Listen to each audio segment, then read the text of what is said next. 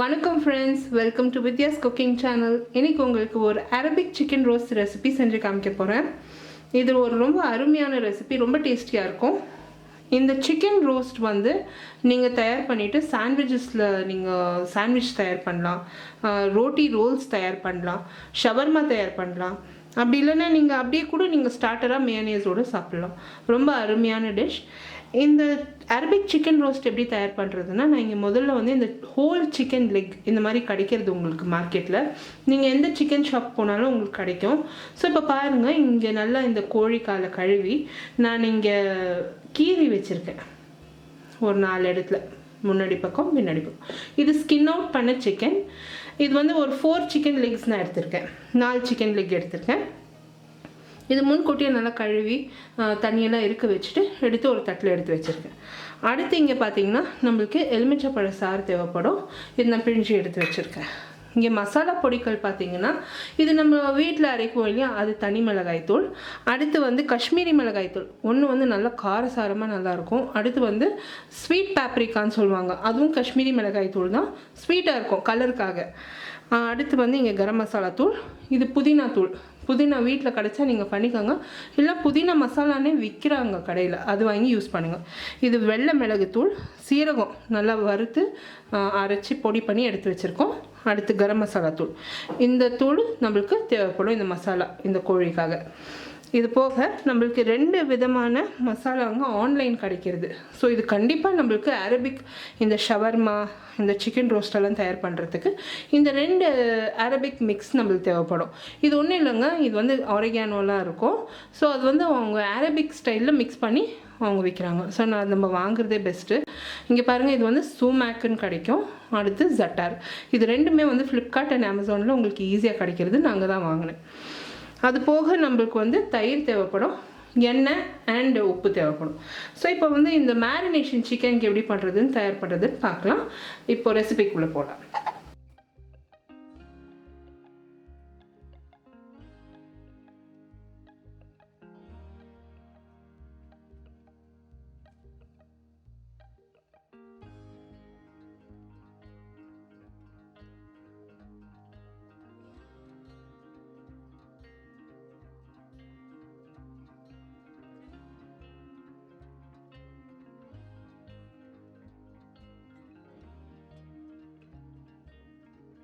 Friends, இப்போ நான் வந்து இதில் எல்லா ஸ்பைஸ் மிக்ஸும் ஆட் பண்ணியிருக்கேன், உப்பு சேர்த்துருக்கேன், லைம் ஜூஸ் அண்ட் தயிர் சேர்த்து நல்லா மிக்ஸ் பண்ண போகிறோம்.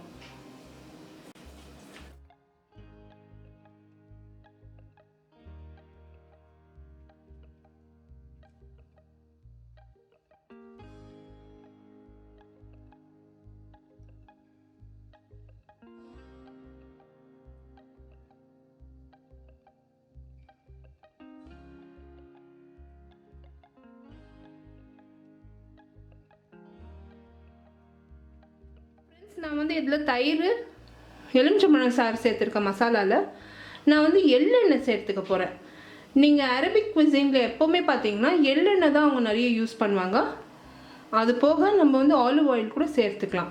எள்ளெண்ணெய் அப்படி உங்களுக்கு பிடிக்கல அந்த flavour and taste, olive oil சேர்த்துக்கலாம்.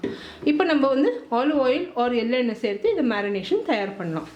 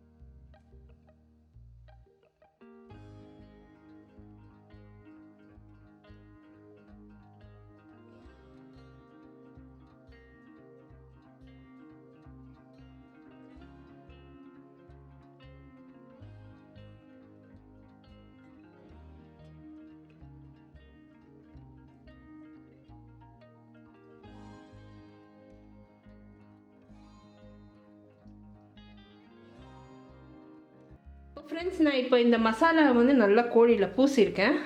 மூடி போட்டு ஃப்ரிட்ஜில் எடுத்து ராத்திரி வச்சிட போகிறேன். இப்போ ராத்திரி தான் நான் தயார் பண்ணிகிட்ருக்கேன் இந்த கோழி. இப்போ இதுக்கு மேலே நான் குக்கிங் பண்ண முடியாது. ஸோ அது வந்து ஒரு சென்ஸே இல்லை. இப்போ மூடி போட்டு எடுத்து ராத்திரி எடுத்து வச்சிட போகிறேன். இது நம்ம நைட்டு விட்டோம்னா ஃப்ரிட்ஜில் நல்லா ஊறி அந்த மசாலாலாம் கோழியில் நல்லா ஊறி நல்லா அருமையாக வெந்து ரோஸ்ட் தயாராகும். நீங்கள் ராத்திரி இந்த மாதிரி செஞ்சு பாருங்கள், ரொம்ப நல்லாயிருக்கும். அப்படி உங்களுக்கு இம்மிடியேட்டாக தயார் பண்ணோன்னா நீங்கள் காத்தால வந்து மசாலா பூசி கோழியை ஊற வச்சுடுங்க. மத்தியானம் நீங்கள் தயார் பண்ணிக்கலாம். இப்போ நான் வந்து இது மூடி போட்டு ஃப்ரிட்ஜில் எடுத்து வச்சிருக்கேன்.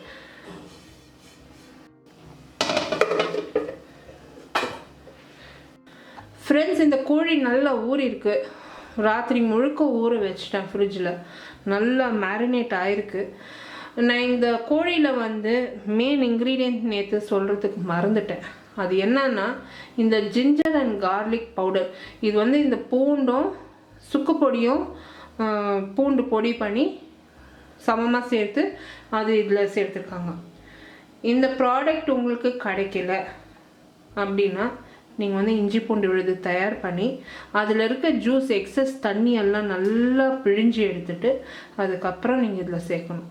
அப்படி உங்களுக்கு இந்த ப்ராடக்ட் கிடைக்கலன்னா, பட் இதுதான் மெயின் ப்ராடக்ட் இந்த ரெசிபிக்கு.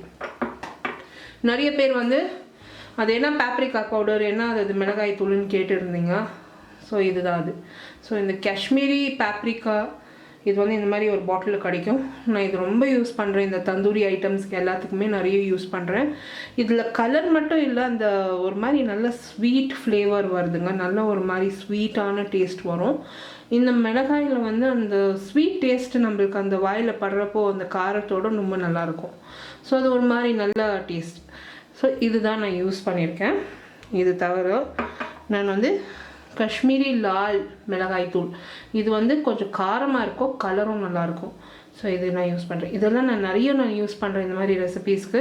ஸோ முக்கால்வாசி யூடியூப் ரெசிபீஸ் நான் போடுறது எல்லாமே வந்து வீட்டில் தயார் பண்ணுறது எல்லாமே வந்து இந்த மிளகாய் தூளுங்களை வச்சு தான். அடுத்து வந்து இந்த புதினா மசாலா, இது வீட்லேயே நீங்கள் தயார் பண்ண முடிஞ்சால் பண்ணுங்கள். பட் நான் வந்து எப்போவுமே இந்த பிராண்டோட புதினா மசாலா வாங்கி எப்போவுமே என் ஃப்ரீசரில் இருக்கும். சாட் ஐட்டம்ஸ் இந்த மாதிரி கோழி ஐட்டம்ஸ்க்கெல்லாம் நான் வந்து நிறைய சேர்க்குவேன். ரொம்ப நல்லாயிருக்கும். இது வந்து முக்கால்வாசி நான் யூஸ் பண்ணிட்டேன். இது ஃப்ரீசரில் வச்சா எவ்வளோ நாள் வேணாலும் இருக்கும், ஒன்றும் ஆகாது. அது லைட்டாக கட்டியிருக்கும், பட் பரவாயில்ல, அது ஸ்பூன் வச்சு நம்ம ஸ்க்ரேப் பண்ணி எடுத்துக்கலாம். பட் ரொம்பவே நல்ல அருமையான ஒரு ப்ராடக்ட். ஸோ இது மட்டும் நீங்கள் வாங்கி வச்சிட்டிங்கன்னா உங்களுக்கு வந்து இந்த மாதிரி ரெசிபீஸ்க்கு ரொம்ப நல்லாயிருக்கும். ஸோ அது தவிர நான் வந்து MDH கரம் மசாலாலாம் யூஸ் பண்ணுறேன், கிச்சன் கிங் மசாலா. ஸோ இதுதாங்க பேசிக் மசாலாஸ் நான் யூஸ் பண்ணுறது. நான் உங்களுக்கு இன்றைக்கி காமிச்சிருக்கேன் வீடியோவில். எதுனா டவுட் இருந்தால் எனக்கு வந்து எழுதி நீங்கள் என்னை காண்டாக்ட் பண்ணலாம் இன்ஸ்டாகிராமில். உங்களுக்கு எதுனா டவுட்ஸ் இருந்தால் அதை நான் கிளியர் பண்ணுறேன். இப்போ வந்து ரெசிபி ஸ்டார்ட் பண்ணலாம். இப்போ வந்து நல்லா கோழி ஊறியிருக்கு. அடுத்து என்ன பண்ணோன்னு பார்க்கலாம்.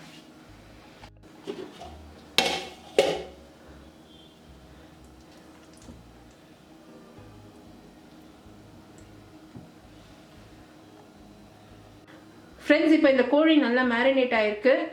இப்போ நம்ம வந்து சமைச்சிடலாம்.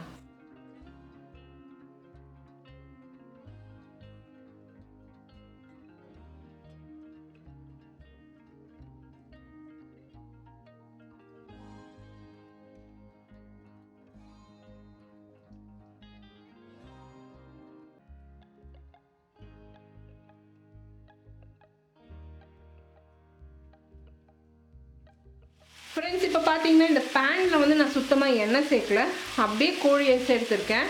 இந்த மேரினேஷன் இருக்குது பாருங்கள். இந்த மேரினேஷனில் வந்து நான் ஒரு கிளாஸ் அளவுக்கு தண்ணி சேர்த்து எடுத்து நல்லா கலந்து வச்சுருக்கேன். இந்த மேரினேஷனை தான் நம்ம இந்த கோழியில் சேர்த்து வேக வைக்கணும்.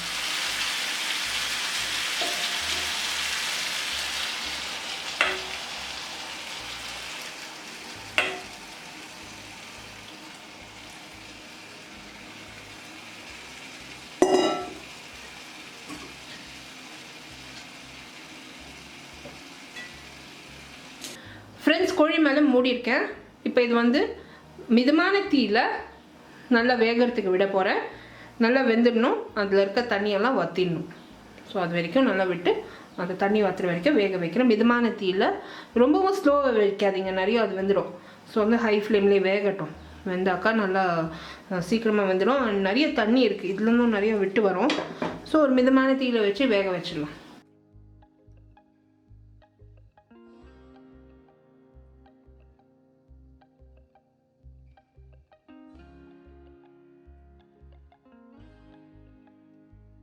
ஃப்ரெண்ட்ஸ், இங்கே பார்த்தீங்கன்னா இந்த சிக்கன் வந்து நல்லா வெந்திருக்கு, கோழி நல்லா வெந்திருக்கு.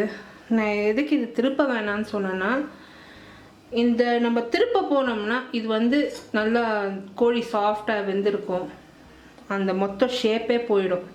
ஸோ நம்ம திருப்ப திருப்ப திருப்ப அது உடஞ்சி பொடி பொடி ஆகிடும். ஸோ வந்து இப்படியே நம்மளுக்கு இருக்கிறது நல்லது. ஸோ நிறைய திருப்ப போகாதீங்க, திருப்பாமல் அப்படியே இறக்கி வச்சுருக்கேன். பார்த்தீங்கன்னா இந்த கோழிலேருந்து அந்த தண்ணி மொத்தமே வற்றிருக்கு, வெறும் கிரேவி மட்டும் கீழே நின்றுருக்கு. இந்த கிரேவி வந்து நம்ம கிரில் செஞ்ச பாடு இந்த கிரேவியை கோழியோட வச்சு நம்ம பரிமாறலாம். இப்போ இந்த கோழி வந்து நல்லா ஆற விட போகிறேன். நீங்கள் வந்து அவன் இருக்குது, நாங்கள் வந்து ஏர் ஃப்ரையரில் க்ரில் பண்ணோன்னா நீங்கள் இப்படியே க்ரில் பண்ணிடலாம். ஆனால் நீங்கள் ஸ்டோவில் பண்ணுறதா இருந்தால், இப்போ இந்த மாதிரி அடுப்பில் ஸ்டோவில் நீங்கள் பண்ணுறதா இருந்தால் இது கொஞ்சம் நல்லா ஆற வச்சுடுங்க. அதுக்கப்புறம் நம்ம இதை க்ரில் பண்ணலாம். இல்லைன்னா மறுபடியும் இந்த கோழி நல்லா புண்டு போயிடும். ஸோ அவ்வளோவா நல்லா இருக்காது பார்க்க. ஸோ அது வந்து உடஞ்சி போச்சு, அது ஷேப் இல்லைன்னா அது நல்லா இருக்காது. ஸோ இப்போ அது வந்து அப்படியே ஆற வச்சிடலாம். இது நல்லா ஆறுனதும் நான் உங்களுக்கு காமிக்கிறேன். ஃப்ரெண்ட்ஸ், இந்த க்ரில் ரேக்கை நான் வந்து காய வச்சுருக்கேன் மிதமான தீயில். இது நல்லா காஞ்சிருக்கு, கனகனன்னு காஞ்சிருக்கு. இப்போ பாருங்கள், நல்லா அந்த ரெட்டாக இருக்குது பாருங்கள். இப்போ இதில் வந்து நம்ம அந்த கோழியை வச்சு க்ரில் பண்ணி 10 நிமிஷத்துக்கு 2 சைடும் திருப்பி க்ரில் பண்ணி அதை சர்வ் பண்ண வேண்டியது தான். ஸோ இப்போ தயார் பண்ணலாம்.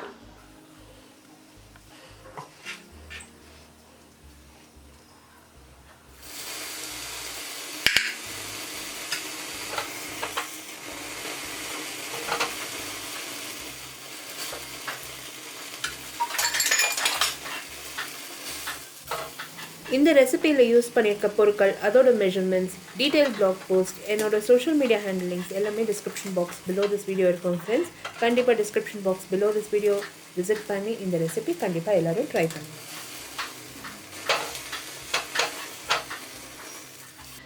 அரபிக் கிரில் சிக்கன் தயார். இப்போ நம்ம இதை பரிமாற வேண்டியது தான். இந்த மாதிரி எல்லா காலும் நான் ரோஸ்ட் பண்ணி உங்களுக்கு காமிக்கிறேன். நீங்கள் 2 காலும் ஒன்றா ரோஸ்ட் பண்ணலாம். இது பெரிய கிரில் தான், பட் இருந்தாலும் இது ஒரு கோழிக்கால் உங்களுக்கு காமிச்சிருக்கேன் செஞ்சு. இப்போ நெக்ஸ்ட்டு நான் அடுத்து பண்ணி உங்களுக்கு எல்லாமே காமிக்கிறேன். அரபிக் கிரில் சிக்கன் தயாராகிடுச்சுங்க. அருமையாக நான் சர்வ் பண்ணியிருக்கேன். ரொம்பவே அருமையாக இருக்குது, ரொம்ப அருமையாக வந்திருக்கு. எல்லாருக்கும் இந்த ரெசிபி பிடிக்கும்னு நான் நம்புகிறேன்.